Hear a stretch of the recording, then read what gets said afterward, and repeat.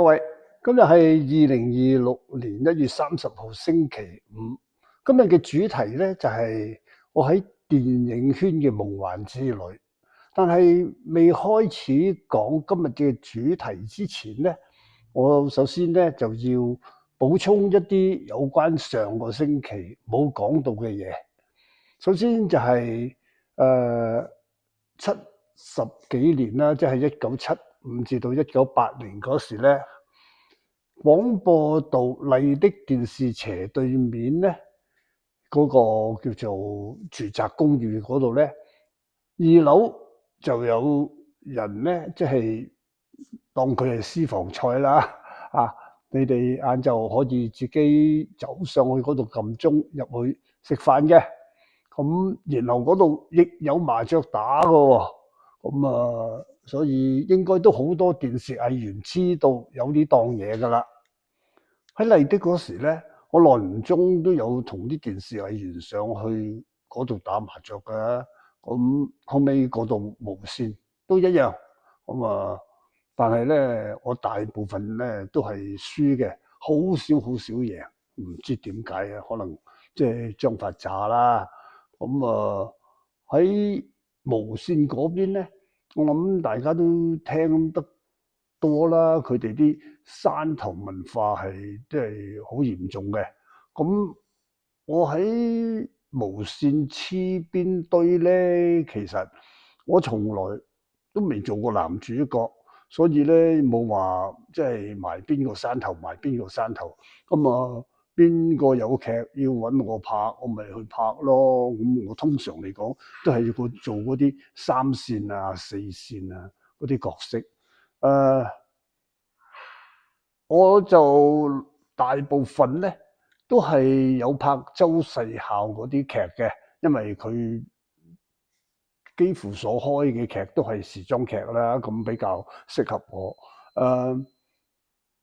至到1979年，可能係秋天冬天嘅時候咧，有一次就又去打麻雀喎。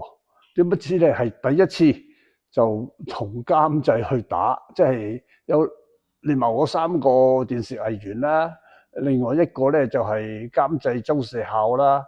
4個去打麻雀咯。點不知嗰日我就好彩喎，就贏咗錢。周世孝咧佢係輸。佢即係打完牌計數嘅時候咧，佢我帶唔夠錢喎。嗰個第日先俾你。梗係冇所謂啦。當時點不知咧過咗1-2日又見唔到佢，佢又冇即係攞翻啲錢俾我。嗰陣時咧，我就真係唔識做個人啦。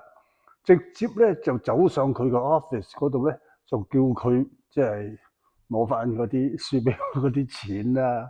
咁可能咧就係咁得罪咗佢啦。佢咪即刻唔俾我咯。咁冇乜所謂啊，係嘛？佢輸咗梗係要認噶啦嘛。但係咧我正話所講嗰啲山頭文化，我又唔係做主角。唔知點解。後尾咧，到80年開始嘅時候咧，我就冇電視劇拍喎，乜嘢都冇。長篇又冇我份，單元又冇我份，乜都冇喎。咁咧就即係坐冷板啊，坐足半年喺度等嗰個即係入咗雪櫃啦，喺度等滿約嗰時咧，就離開電視台。嗰時我都諗住嘅，如果離開電視台都唔知做乜嘅。即係有冇諗過話做電影啊？都冇人揾我啦。其實我真係有諗過，嗰時如果係離開電視台嘅，我就去考的士牌做的士司機。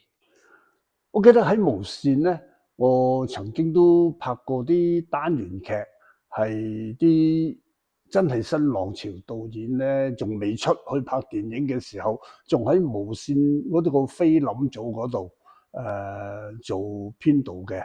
咁其中一個咧就係卓伯棠啦。後來佢離開咗無線，出去同啲獨立製片度即係做導演咧。我拍過嗰套《煲車》咧，都係佢做導演嘅。